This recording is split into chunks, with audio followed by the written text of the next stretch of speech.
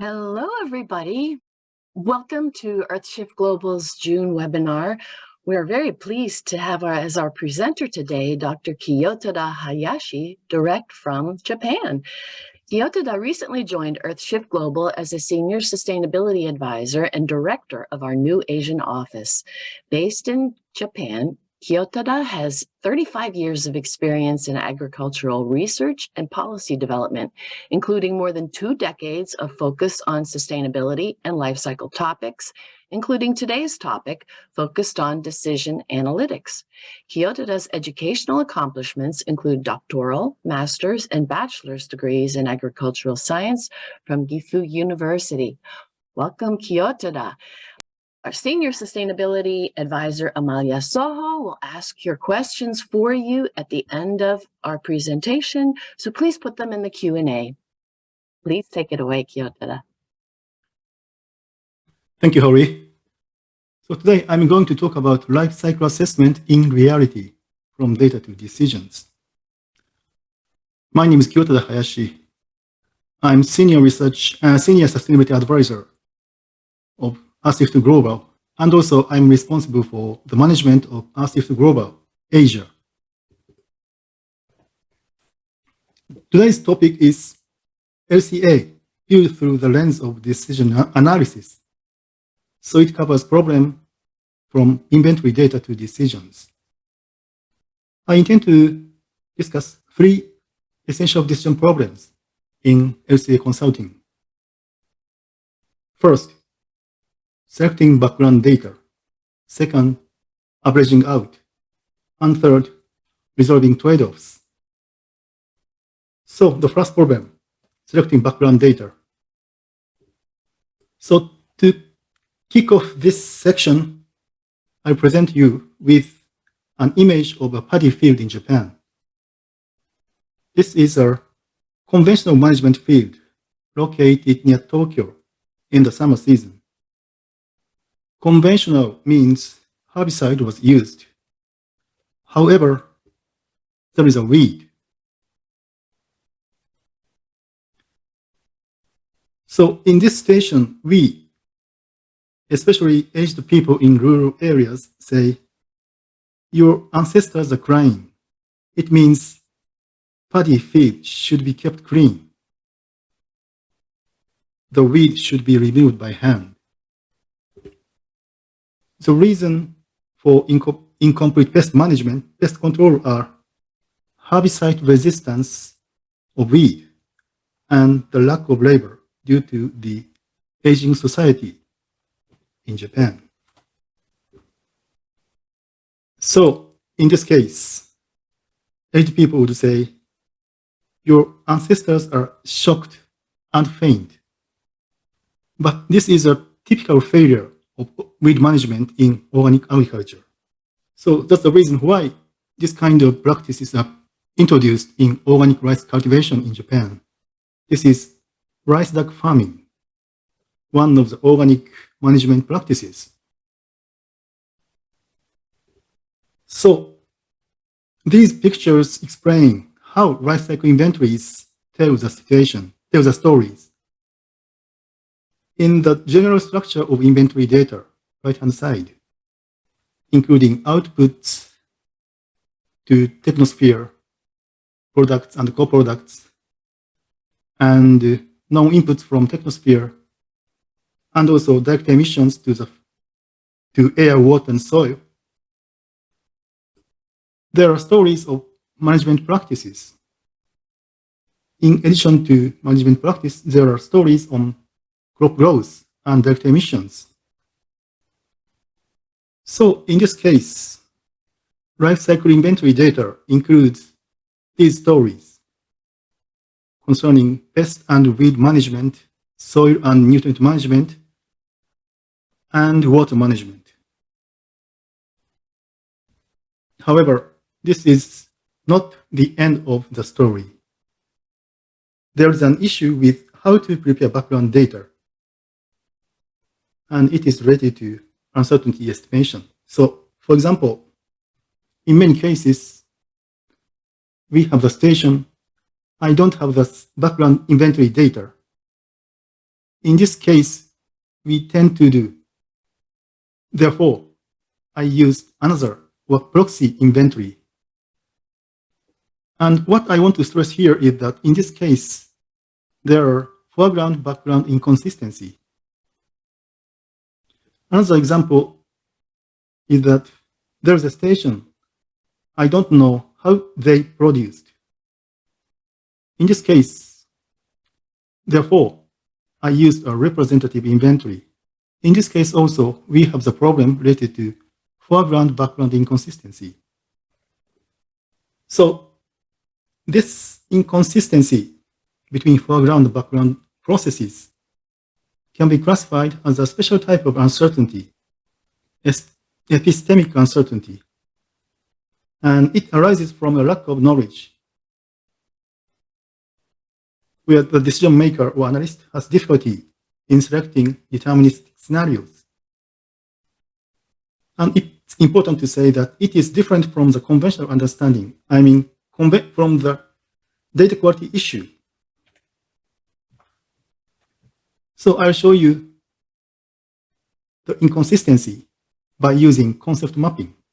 In foreground processes, farm A produces corn, and farm A uses fertilizer Z. And in background process data, we have 3 examples. USA produces fertilizer Z, and Globe produces fertilizer Z. This implies global data. And third, North America produces nitrogen. So the problem here is how to connect foreground and background data processes.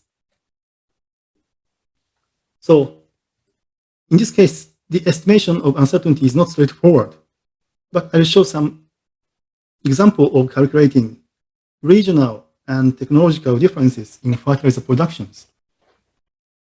So this slide includes emission factors for nitrogen fertilizers and GHG emissions from oil palm production. So in any case, the result indicates that the regional differences are not so large, except for China. In these figures, the horizontal axis measures best available technology per average technology in emission factors for nitrogen fertilizers. And vertical axis measures BAT per average technology in GHG emissions from oil palm production. So as you can see from this slide, the result illustrates that the technological differences are larger than the case for regional differences. And the result is consistent with the result explained in the paper written by Brent Roop in year 2016.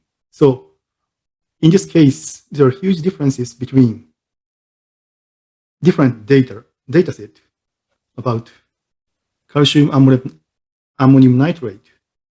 So we have to pay attention to the differences in data for fertilizer production.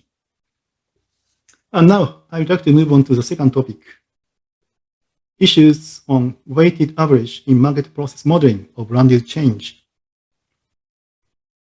So recently, there's a lot of talk about land-use change being seen as the root of evil, but I think we must remember that our prosperity and progress have been built on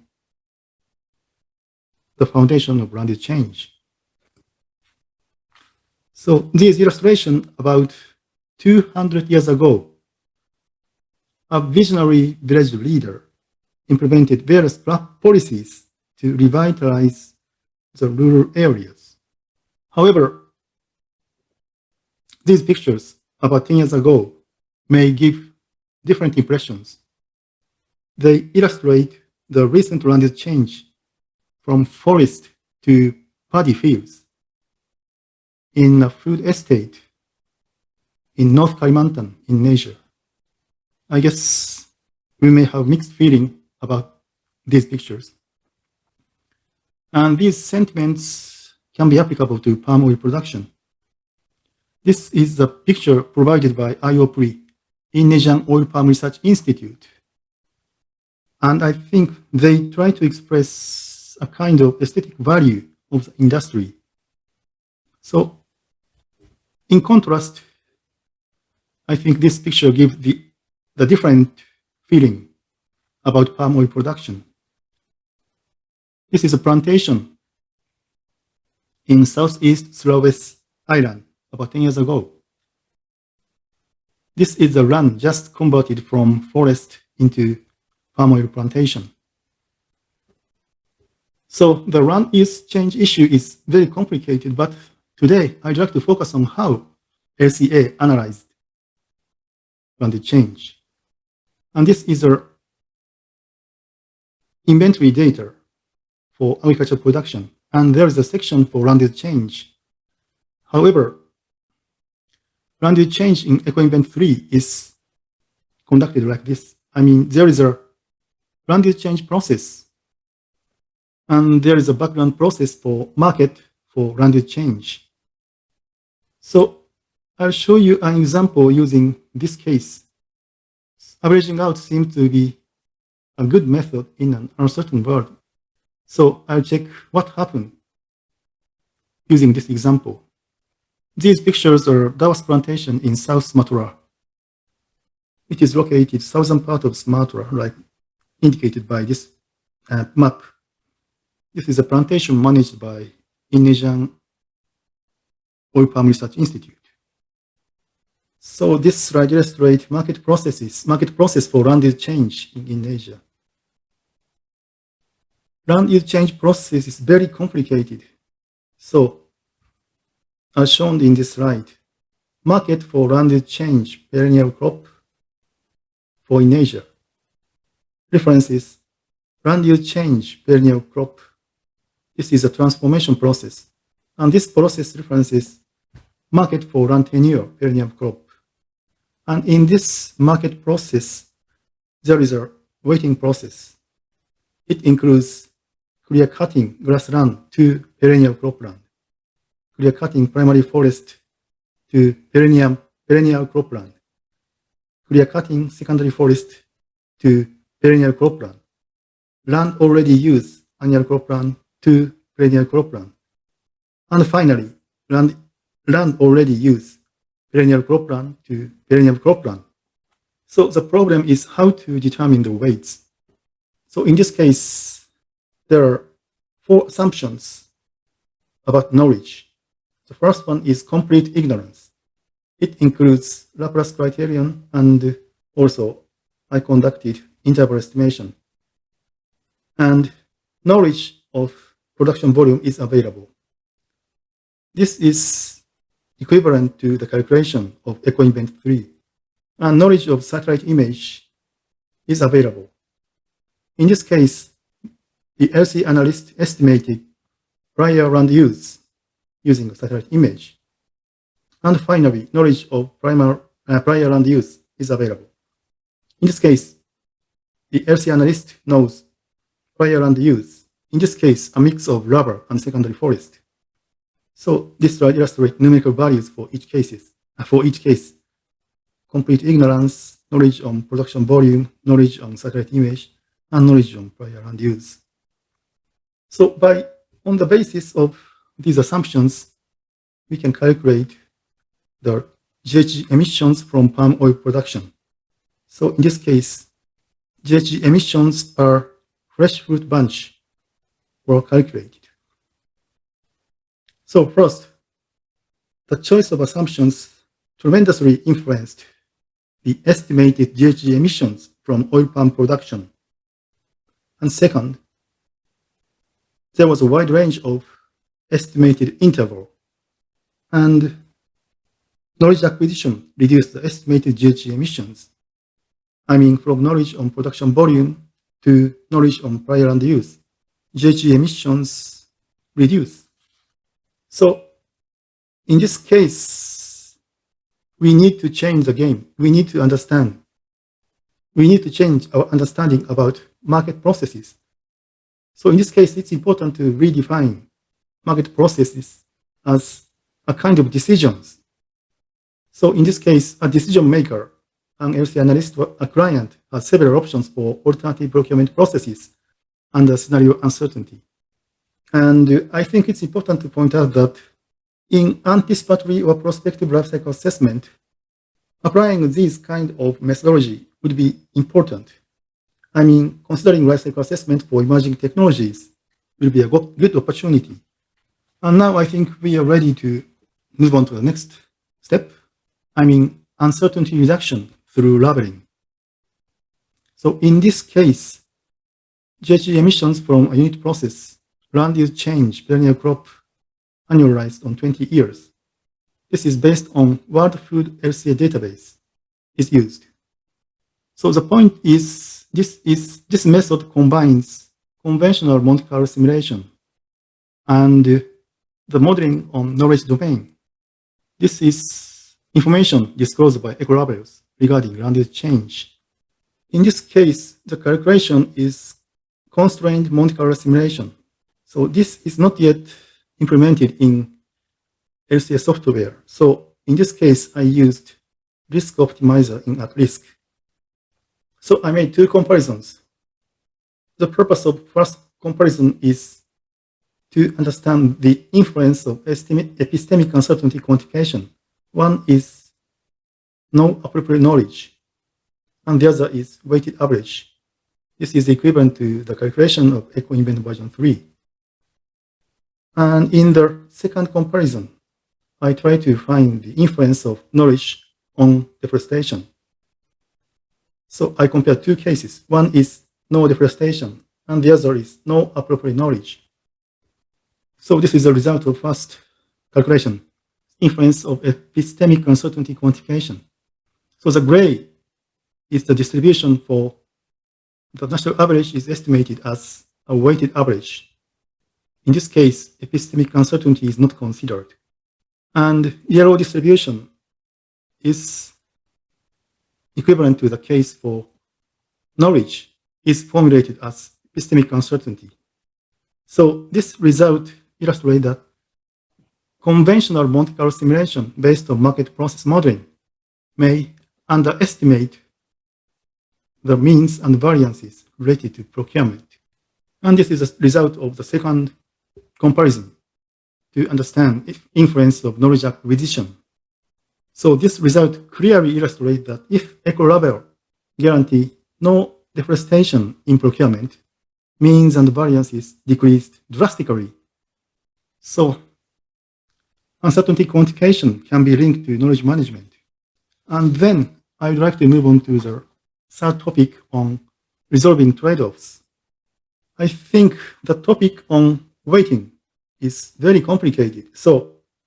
And it inevitably involves criticism of earlier studies. So I contemplated whether it is suitable for this webinar, but I decided to discuss it today because it is essential to consider for designing our future directions.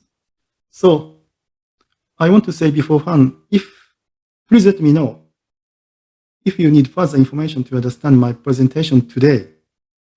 I'll send you an additional materials later. So the increased importance of weighting in life cycle assessment can be explained by the generalization of social life cycle assessment. So the left-hand side illustrates the cycle of social life cycle assessment. It is explained in recent publication by UNEP. But there is the same kind of expressions in the field of decision analysis. So it means in defining the weighting processes in life cycle assessment, earlier discussions in decision analysis may be useful.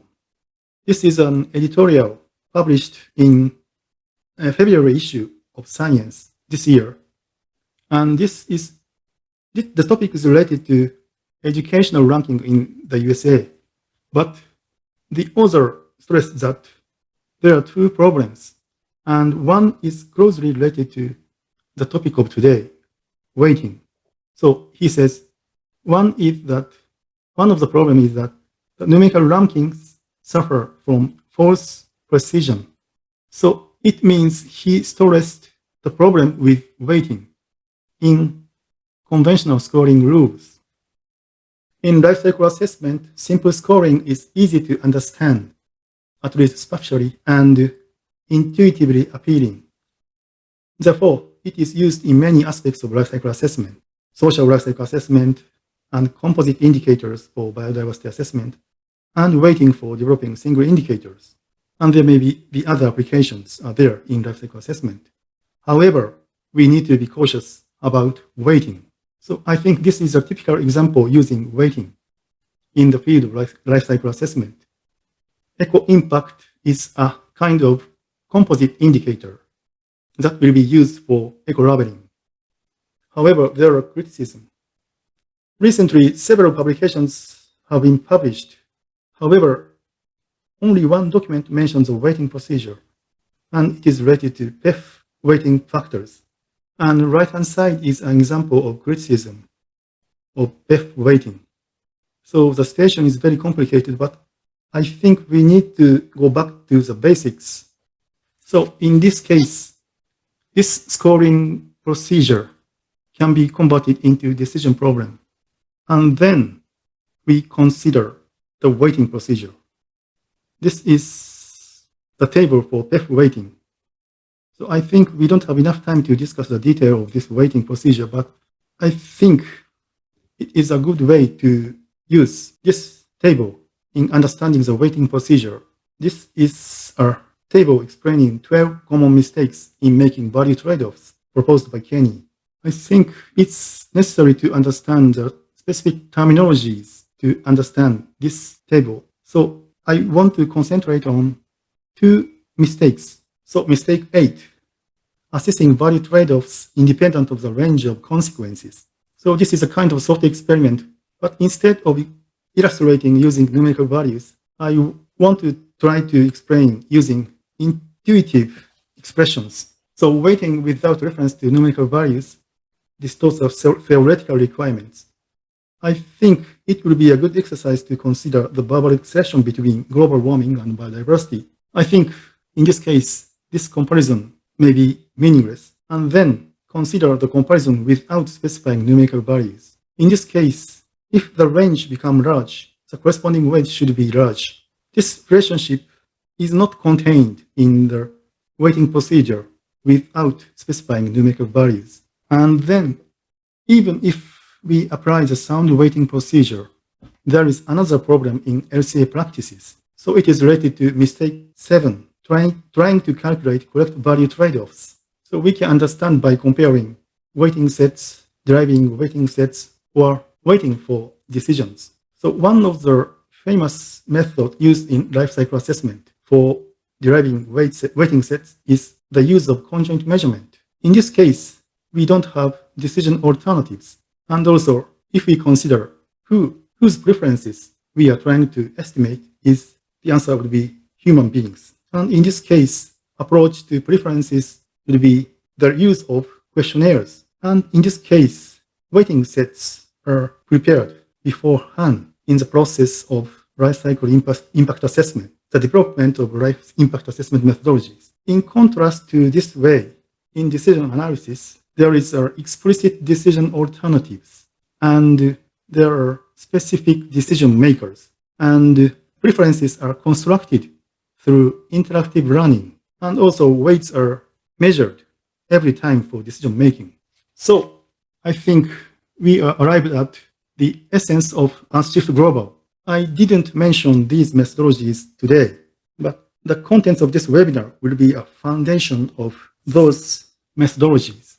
And refining these methodologies, the contents of this webinar will be useful, I think. So I'd like to conclude my presentation with showing a summary of my presentation today. So I raised 3 decision problems in life cycle assessment: selecting background data, averaging out, and resolving trade-offs, and used examples in fertilizer production, land use change, and labeling. And there are problems in practices concerning data gap, use of market processes, and ad hoc weighting. And one of the important results is that these problems can be resolved using the concept of epistemic uncertainty and classical theory of decision sciences, such as multi-attribute utility theories.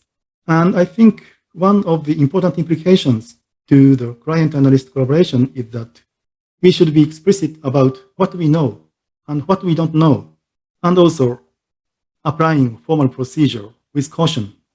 So I think I must admit that some of the issues I presented today pose quite a conundrum. However, the key and fundamental approach to addressing these problems lie in the collaboration. So I hope we have the opportunity to have joint problem solving with you. Thank you very much for your kind attention. Thank you very much, Kiyotada, for your very interesting presentation. And now our sustainability advisor, Amalia Soho, will ask your questions for you. Thank you very much, Holly. Thank you very much, Kiyotada, for your amazing presentation. So here are some questions from our audience. And also our audience, if you have any other questions, please feel free to add them to our Q&A. So, Kiyotada, thank you very much for your presentation. And here is one question. Which are the market processes that you think that are better model using epistemic uncertainty? The present understanding of market processes in Eco-Invent 3 is not dependent on the concept of epistemic uncertainty. So if we try to apply the concept of epistemic uncertainty, we define the problem. It is not a market mix. It is a kind of decision problem. So the present station of Eco-Invent 3 is only based on averaging, weighted average. So it is a kind of special type of estimation.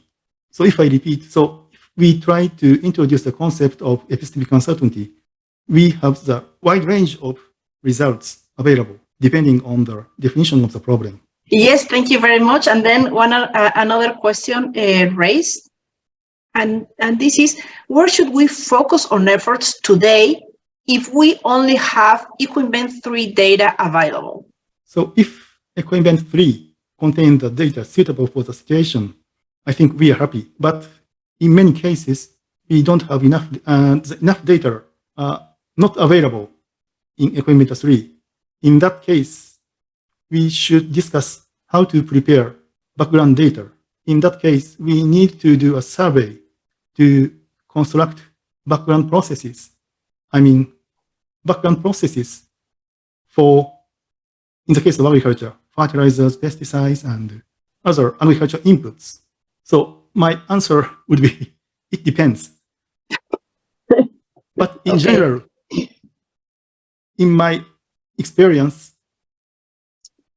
we need to prepare background processes in many cases, I think. Thank you very much. So another question is, how can environmental economic performance of business be improved by applying LCA? So I think the point is how to implement the result of life cycle assessment into business decisions or social institutions, I think. So in that case, the design of systems, not only the decision-making processes, but also we need to pay attention to social systems. So for example, how to implement a system of environmental labeling, and it should also be connected to the government policy to support environmental friendly practices. So in essence, the point is how to change the behavior of people by applying life cycle assessment. So there are two ways. One is simply applying life cycle assessment. I mean, the change in decisions, direct impacts on decision making. And the other is, in the other case, we need to think about social systems to change our behavior. Okay, thank you very much. Now, we want to change how people behave and we want to motivate them to take better actions. One of those actions are led by eco-labelings. And we have discussed here that eco-labelings are easy to understand. However, they might have not the right weighting approach. Would you There is a okay. Is there another proposal for the eco-labeling as we know them? No, I think we need to distinguish between almost two types of eco-labeling. One is labeling, such as to prove the products are not based on are not related to deforestation. The other one is labeling based on life cycle assessment calculation. So in the former case, life cycle assessment is applicable to calculate to estimate the influence of eco-labeling. So we need to distinguish two cases. So I think in the former case, direct assessment can be directly applicable to change our impact. But in the latter case, we need further discussions how to use eco-labeling because there are several difficulties in weighting. Okay, thank you very much. So, Kiyotada, can you explain a bit about stochastic multi-attributive analysis in comparison with weighting in decision analysis? In my understanding, stochastic multi-attribute analysis would be, the stochastic version of multi-attribute, it's analysis of multi-attribute discrete alternatives. So it involves weighting maybe, but the stress will be related to the stochastic nature. So even in stochastic multi-attribute analysis, we need to pay attention to how weighting should be conducted. Okay, thank you. So another question is, when we are dealing with EcoInvent or our database information, and we do not have a specific chemical in our database, in our data, how do you propose that we should conduct the analysis? What should we do in those cases? The database for specific chemicals, maybe including pesticides or other related chemicals in general. If there's one analyst that wants a specific chemical process and it is not there in the database, what can we do? I think the chemical ingredients in EcoInvent is not so large, rather, I think, limited. So there are the other products such as, I forgot the name, it's CM chemicals or something like that. But I think the problem is their product is based on the estimation of using input-output tables. So we don't know, in this case, much about the production processes of each chemical.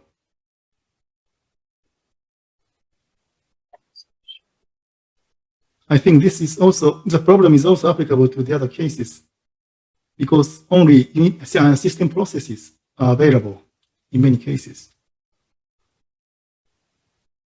Okay, thank you very much. So maybe can you explain a little bit what is the Laplace criterion? It's a simple average. Equal weight. Weight means the degree of appearance. Okay, thank you very much. So if there's a problem with weighting, what do you recommend for the studies? Going to midpoint or to endpoints for communication? Just a moment. Yes. So this table explains the part of the answer. So in both cases, we say weighting for the case to derive weighting sets and also weighting in decision analysis. But these two weighting are quite different with each other. So even if developing weighting sets are difficult, there are still hopes to use weighting in the situation where decision analysis is useful. But in this case, it's important to stress that the purpose is not to derive weighting sets. So the purpose is how to support decisions of people.